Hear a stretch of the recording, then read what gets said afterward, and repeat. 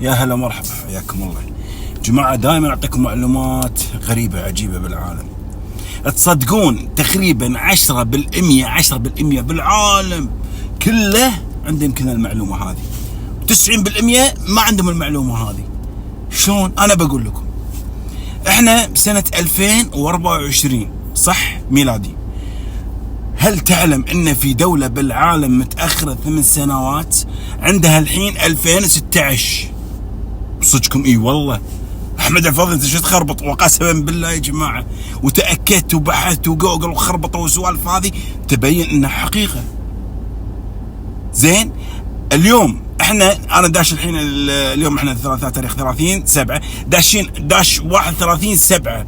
تدرون عندهم التاريخ 24 31/7 اللي هو يوم الاربعاء. اليوم هم عندهم تاريخ 24، لكن الشهر الله اعلم ما ادري. احنا عندنا 12 شهر بالسنة وهم عندهم 13 شهر بالسنة. 13 شهر بالسنة.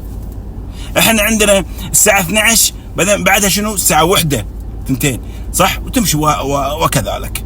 هم عندهم مع شروق الشمس تبدأ الساعة عندهم أصفار، بعد شروق الشمس تبدأ 1 2 3 لين نوصل 12. وصل 12 وما 12 ما يصير 1، لا 12 تصير أصفار. يبدأ وقتهم مع شروق الشمس. هي دولة قسما بالله احمد، شو تخربط، شو تقول، شو تحكي، شو تسولف. قسما بالله يا جماعة هي اثيوبيا، دولة اثيوبيا او جمهورية اثيوبيا، ما ادري جمهورية ولا دولة، لكن اثيوبيا يتعايشون مع الدول كلها بنفس السنين اللي احنا عايشين فيها ب 2024، ما عندهم مشكلة. ولكن بدولتهم متأخرين 8 سنوات، عندهم 2016. يعني احنا معلومة اصدمتني اقسم بالله العظيم. ما تأكد، احاول اطلع خبرة، جوجل، خربط، علماء، سوالف، كل الامور هذه، الثقافة، اهل العلم، طلعوا حقيقة.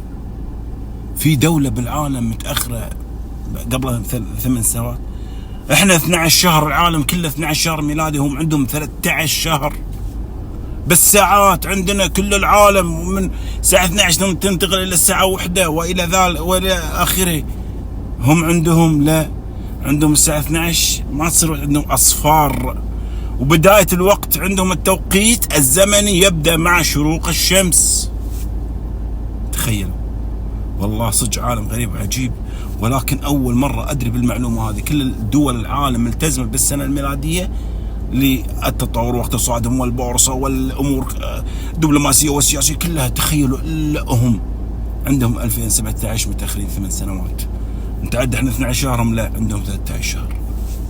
يعني احنا ساعاتنا 12 ساعة الا 24 ساعة، هم يبدون يمكن تقريبا 26 ساعة لأن عندهم أصفار، أو 25 ساعة. فأبشركم عندهم تاريخ باكر. احنا ندش اليوم دشينا 31/7/2024 وهم عندهم تاريخ 24 ما ادري شنو حملي او شيء بالاسم هذا، عندهم 2016.